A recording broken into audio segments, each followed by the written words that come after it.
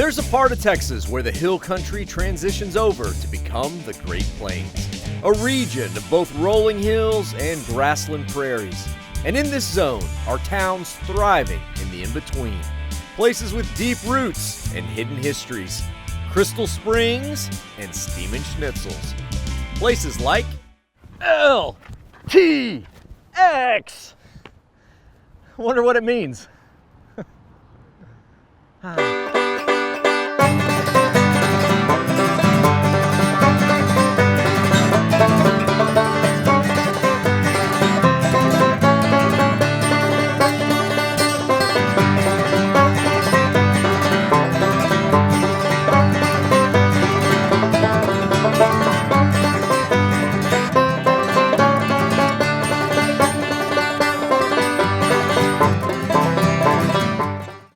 This episode was made for y'all with the help of our awesome partners. Check the caption for more info.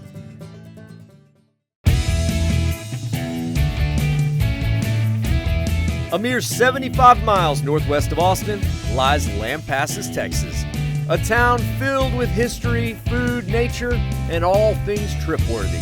And no better place to start exploring than the Lampasas County Square. All right, so here we are, Lampasas, Texas. It's a little bit hill country, it's a little bit Wild West, and 100% Texan.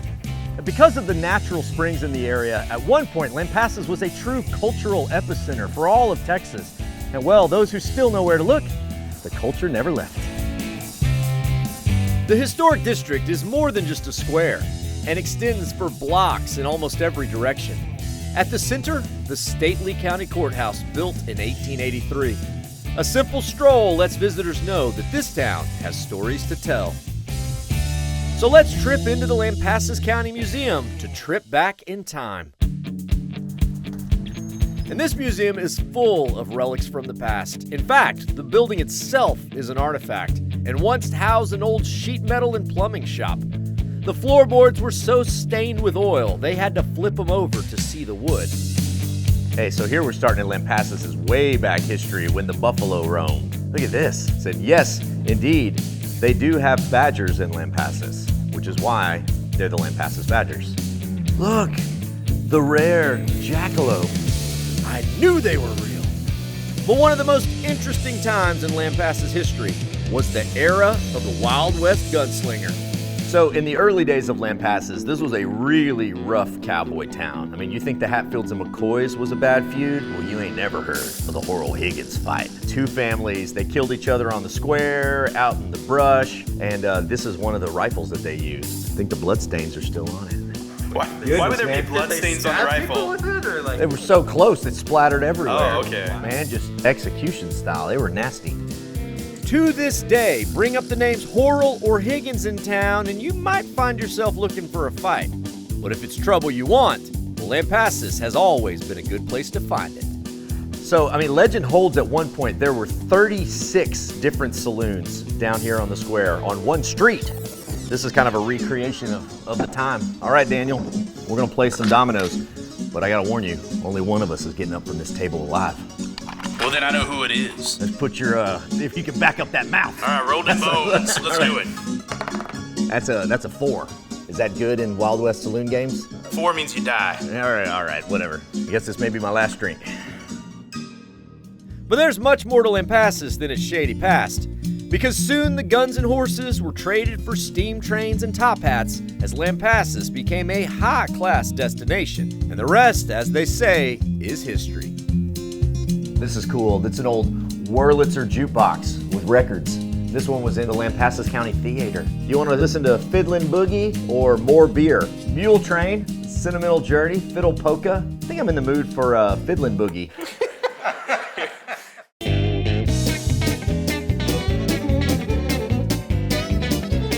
And to honor the town's cowboy roots, Lampasas has now built the world's largest spur. 35 feet tall, 20 feet wide, weighing a Texas-sized 10,000 pounds. Nice. Spur on? Yeah, it's on. All right. Maybe it's more sized for big Texas boots. Ow! Woo! Now, any historian will tell you that Texas owes a large part of its cultural heritage, not just to the cowboys, but to the Germans. And here on the square is a taste of Deutschland that's as authentic as the marionettes on the ceiling. Welcome to Eve's Cafe. And this is Eve. The first time I walked into this place, I was a little creeped out, I'm gonna be honest. Do these marionettes scare the children as much as they scare me? People bring their kids here because they're quiet. That's right. The eyes always go to the ceiling. Now, are they looking up because they're scared, or are they looking up because they're like, wow, you know? So we don't really know. That's right. What's the story on these? How did you start collecting these? Every one of these have a story. Yeah, oh, that's Either cool. somebody shipped it, somebody brought it. The same goes for the pig. Okay, yeah. Which is actually my way out. If you ever see it gone, I'm not going to be here. Well, hopefully Eve won't fly away on a pig anytime soon.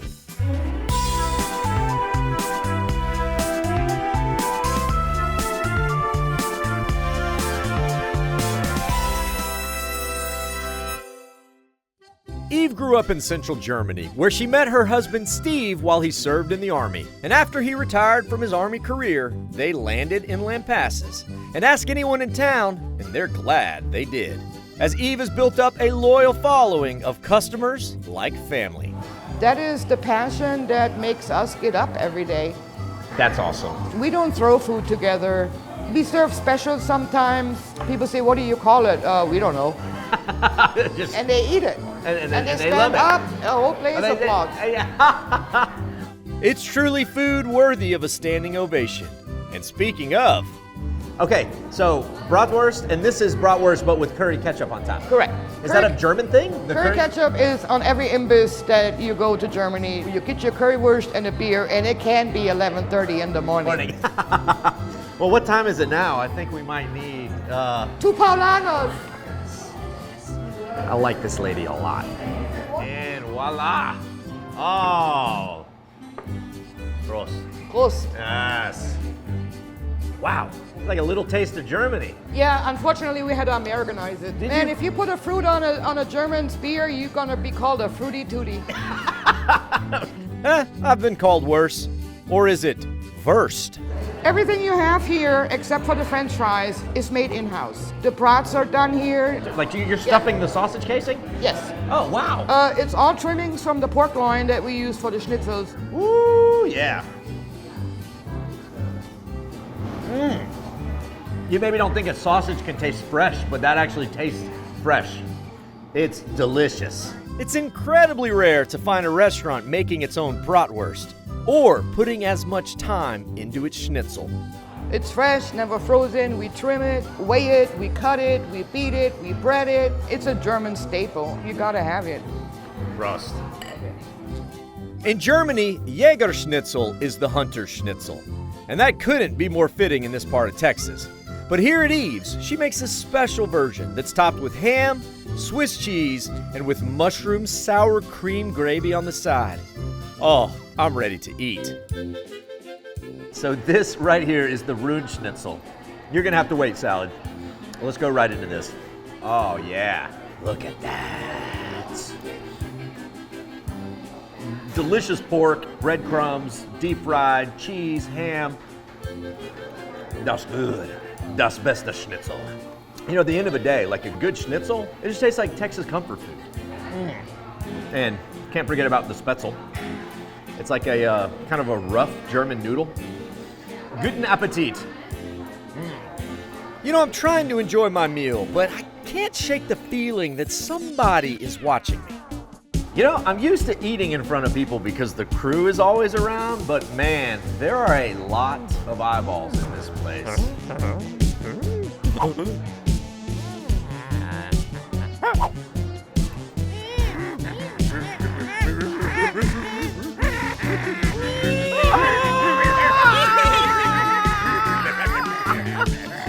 Schnitzel? You want to just eat the schnitzel and go away? Eat the schnitzel. We now interrupt this programming to remind you to like and subscribe. Now back to the road. You know, guys, honestly, when you go day tripping together, if one of us is infected, we're all infected. You know that, right? Yeah, okay. I guess. Really? I mean, I actually come did on. wear your mask already, so it's a good point. What? Daniel! Sorry. This one fit better than that one. I don't know. Man, all right, so who's been to Lampasas? Anybody? Yeah. We go through I've here a passed lot. by the lamp a few times. The lamp? Oh, the lamp. Is there a single lamp? You haven't seen the lamp and passed by? You gotta pass the lamp? That is a pass rite of, the lamp. It's a rite of passage. It is a bit of a strange name. Some believe it came from the Spanish word for lilies, which grow in the local streams. Others say that when the Spanish discovered the waters, they named it Lampasas after a town in modern-day Mexico that also has beautiful springs. Either way, it was the waters that inspired the name. Waters that still flow through town, like here at Hannah Springs. But what's with these other things? And what are they?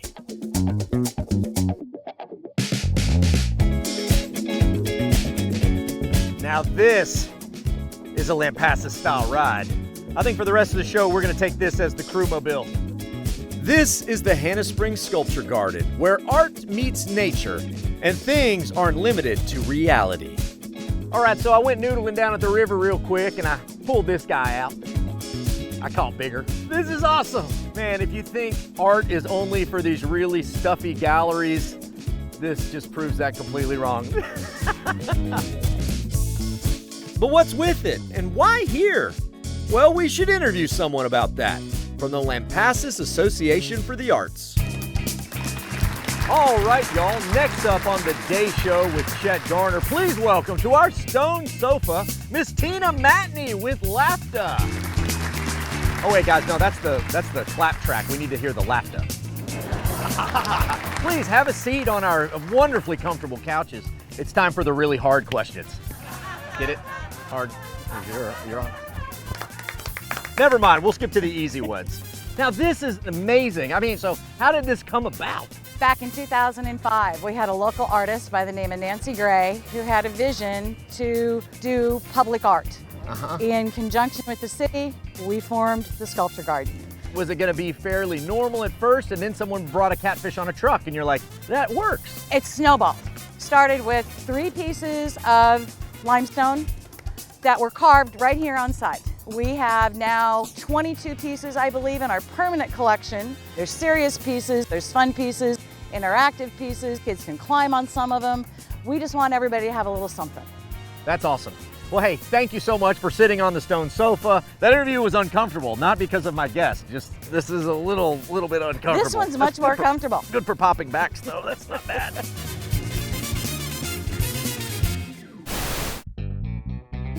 Despite the very weird and wonderful art, there's a piece of God's natural handiwork here that I like best. All right, so the art is pretty, but this is the coolest part of the park. The actual Hannah Springs. These are sulfur springs that flow right out of the ground. Look how crystal clear they are. I mean, this pool is maybe 7 to 10 feet deep, and you can see straight to the bottom of it. That's awesome. Going back centuries, humans have flocked to this area just for the water, because water is life.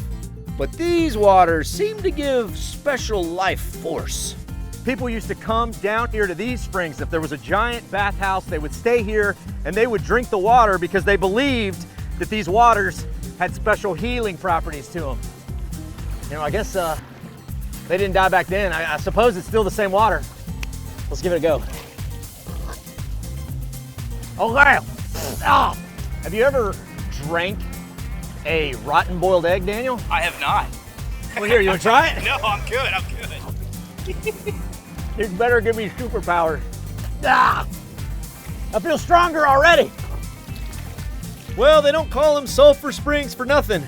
It is quite pungent, but I'm feeling very sulfurically strengthened. I'm not sure why folks stopped doing this.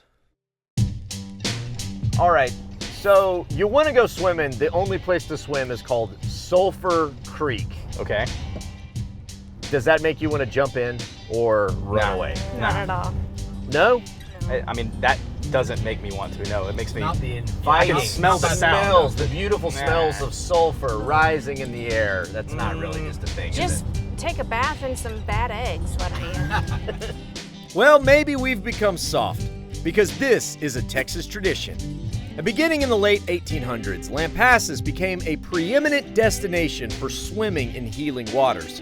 Entrepreneurs built incredible bathhouses and hotels to accommodate guests who traveled from all over the country just to be here. And one of the largest was right here on Sulphur Creek. Oh man, now this is cool. So these are the old ruins of the Hancock Springs bathhouse. It's the oldest bathhouse in Texas. This is all that's left of it, but look how clear the water is. Man, and that bubbles right out of the ground. You've got this like circular pool in the bottom, almost like the hot tub. Steps that almost look like marble. You could see at some point this might have been fairly opulent. Unfortunately today, you cannot swim in these waters, but luckily, there's a pool right over there that you can get into. The Hancock Springs Pool, dating back to 1911, making it one of the oldest spring-fed pools in Texas, even predating Austin's Barton Springs. And the Hancock Springs push out 70 gallons per second, all at a cool 69 degrees year-round. And beside the pool stands the historic Hostess House, where bands have played for generations and let their sounds drift across the water. It's amazing to think how folks have enjoyed this pool for over 100 years. So y'all knew I couldn't come all the way to Lampasas without participating in this historic tradition, right? So let's go swimming. It's a good thing it's like 105 outside. This should feel pretty good. All right, Daniel, hold my hat.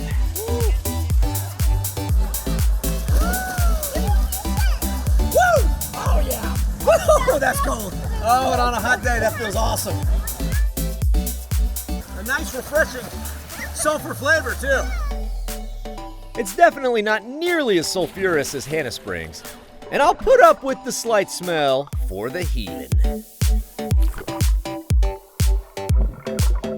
So it's been said that if you wear glasses and you open your eyes underwater, that you immediately come out with 20/20 vision. Okay, I just made that up really, but sounds good, right? Man, I think this is absolutely awesome. It's kind of like a hidden or secret Barton Springs, you know? You get to come and you think like, oh, I'm just getting a little refreshment for a hot summer day, but what you're really doing is participating in something. It's a ritual of Lampasas that goes back a century and will probably go on for at least a century more. Our great-great-great-great-great-great-great-grandkids may still be swimming in this water, just like in spacesuits or something like that.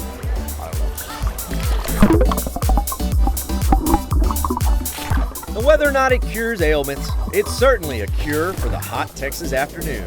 And that's enough for me. Now we still got a little time before dinner. And to everyone who's driven through Lampasas and seen the giant dinosaurs and chickens on the highway, well, you know that this place is worth the stop. If we can make it out alive. Welcome to Rustler's Junction. It's a furniture store. Sort of. Oh man, when you drive by this place, you're not really sure what you'll find inside, but let me tell you, it's some of what you might expect and a whole lot of what you don't. Think 17,000 square feet of dining room tables and wooden gorillas. America the Brave meets Gator the Butler, serving up some fresh coontail. Man, you know, I really like this table, kind of a Southwestern theme, but it just needs a little something like, oh yes, of course. Now, Southwestern meets Jurassic.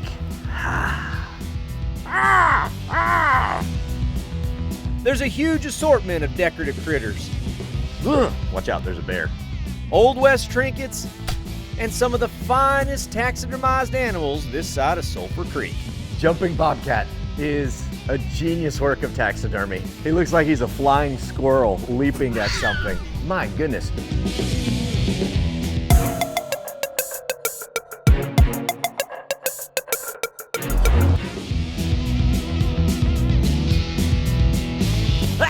Baby rattlers. Get it?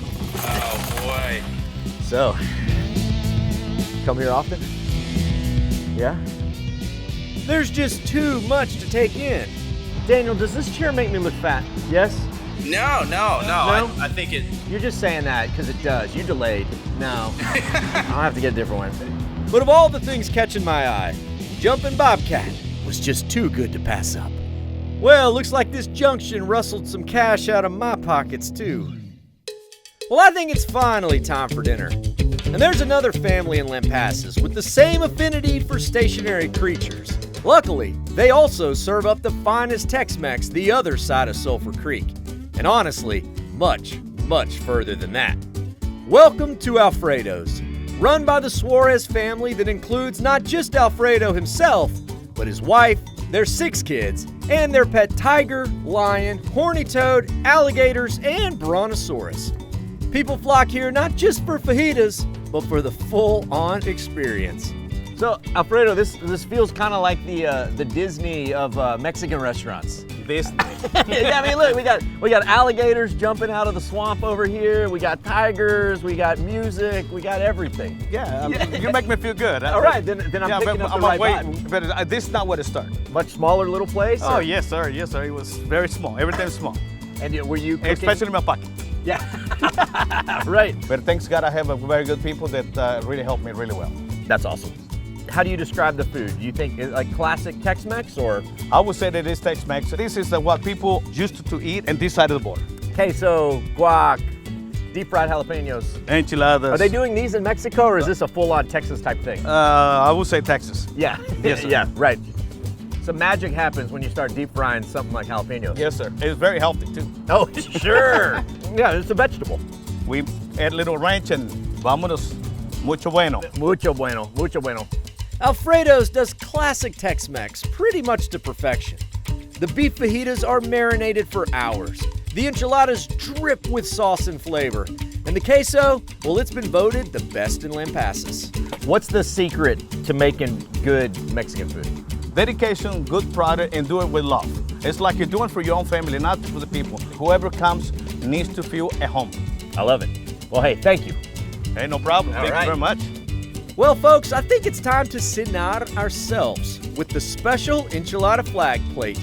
Green, white, and red. Remind you of anything? 1 cheese enchilada with verde salsa. We got a chicken enchilada with sour cream. And then we got a beef enchilada with the red. All we're missing is the eagle holding the snake in the middle. Caw! Caw!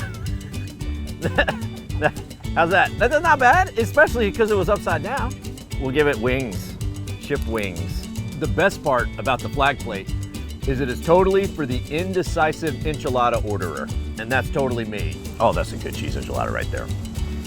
Oh man, and then you just keep moving on down the line. All good. They're like my enchilada children. I cannot pick a favorite. Right here. So good. As I dine with the tiger behind me and the full mariachi band singing over my shoulder. I'm getting the full Alfredo's experience right here. Now, Alfredo's serves up some mean sopapillas. But when in Lampasas, well, there's another stop to make. And we don't even have to get out of the truck.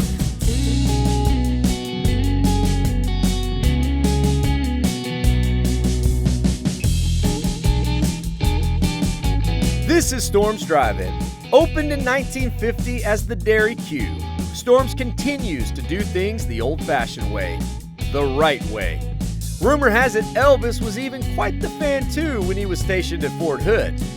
Yes, Storm's is a stalwart and one of the few classic drive-ins still around. And when I'm passing through, well, I love to stop in for a semi-secret house specialty. Can I take your order, please? Yes, can I get a large frosted Dr. Pepper, please? Yes, sir. Anything else for you? That'll do it. Sir, I hope you have a great night. All right, thank you. We all need small towns in our life. Places where good folks carry on good, time-tested traditions. Where things can be fun just for the sake of being fun. Where the schnitzel is as warm as the smiles and the ice cream as cold as the springs. That is so good. It's like a cold Dr. Pepper milkshake. That's a way to finish up any day trip. So I will see all y'all out on the road. Vaya con Dios, amigos. Sorry, crew, I just don't have enough to share. But don't worry, because I got all y'all your very own. Woo! Y'all earned it. There you go. Enjoy. Cheers. Howdy, y'all. Follow along with my adventures at Chet Tripper on Instagram and at The Day Tripper TV on Facebook and YouTube. Or head to thedaytripper.com for travel guides, past episodes, and info on our mobile app and Team Day Tripper.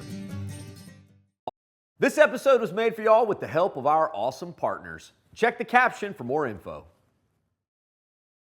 Howdy y'all, Chet the Day Tripper here. Thanks so much for tripping with us. Remember, while you're here, like this video, subscribe to our channel so that we can stay out there on the road and keep on tripping.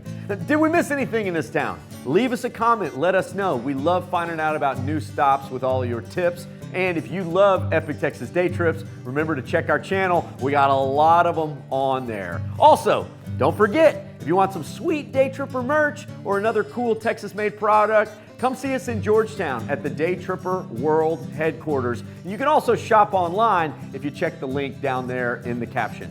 All right, y'all. Bye con Dios, amigos.